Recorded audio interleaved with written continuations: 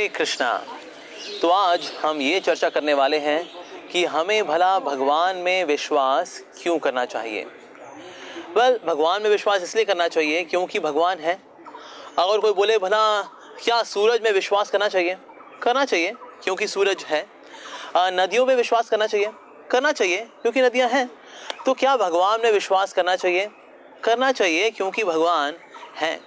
तो भगवान है इस बात का सर्वश्रेष्ठ उदाहरण, इसका प्रूफ हमको मिलता है शास्त्रों से। तो शास्त्रों में इसके बारे में बहुत ही डिटेल डिस्क्रिप्शन है कि किस तरह से भगवान परम नियंता हैं, रचना करने वाले हैं, सबको संभालने वाले हैं, सबका पोषण करने वाले हैं। तो शास्त्रों में बहुत ही डिटेल में इसके बारे में बताया गया है कि भगवान वास्तव में है। और हम देखते हैं कि जो लोग भगवान को मानते हैं ये बहुत शांत दिखते हैं। जो लोग भगवान को नहीं मानते वो फिर भी द्वंद्व में, कभी कष्ट में, कभी टेंशन में नजर आते हैं। लेकिन जो भगवान को मानते हैं ऐसे लोग कभी भी टेंशन में नजर नहीं आते। जैसे कि हमने कभी भी ऐसा व्यक्ति नहीं देखा होगा जो कि दिखे हमें he is a depressed spiritualist, यानी कि तनाव में रहने वाला भक्त। जो भक्त है वो तनाव में नहीं रहता, और जो तनाव में रहता है वो अभी भक्त बना नहीं है। तो हम देखते हैं कि जो लोग वास्तव में भगवान में विश्वास करते हैं वो लोग बहुत ही सुख और शांति का जीवन बिताते हैं।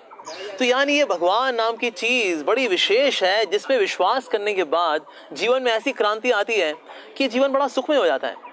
कष्ट का समय बड़ी आसानी से निकल जाता है। तो वास्तव में ये अगर व्यक्तिगत एक्सपीरियंस से देखें तो भी भगवान है, शास्त्रों के अनुसार भी देखा जाए तो भी भगवान है। और जो लोग भगवान में विश्वास करते हैं, जैसे भगवान के शुद्ध भक्त हुए हैं, यदि इनके जीवन में भी देखें तो ये सर्वोच्च आनंद का अनुभव करते हैं क्योंकि ये भगवान में विश्वास करते हैं। So those who are living a life having faith in God, they are very happy.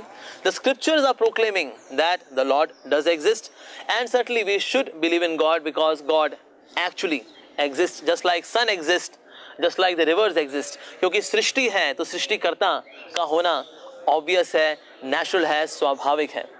तो एक तो ये कारण हो गया कि जब सृष्टि है तो सृष्टिकर्ता का होना स्वाभाविक है। और दूसरा कारण ये है कि जब कोई वस्तु होती है, जब किसी वस्तु की तृष्णा हमारे अंदर होती है तो तृष्णा को पूरी करने की पूर्ति भी होती है। जैसे कि प्यास एक तरह की तृष्णा है और इस तृष्णा को पूरी करने के लिए पानी है। अगर किसी को भूख लगती है तो भूख करने के लिए खाने जैसी एक वस्तु है।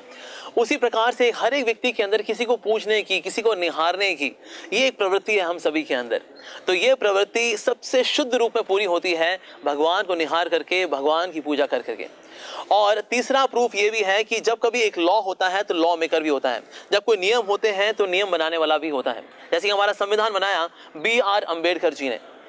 तो जब हम इस सृष्टि में देखें तो इस सृष्टि में भी कई नियम हैं जो चल रहे हैं। जैसे गुरुत्वाकर्षण शक्ति का एक नियम है, the law of gravitation is there, the law of floatation is there. कितने सारे नियम हैं जो कि इस संसार में, सृष्टि में चल रहे हैं। सूरज के चारों ओर ये सारे प्लैनेट्स बड़े ही डिसिप्लिन के साथ चलते हैं। टाइम से सीजन आते हैं, टाइम से सीजन जाते हैं, टाइम से सूरज उगता है, टाइम से सूरज ढलता है।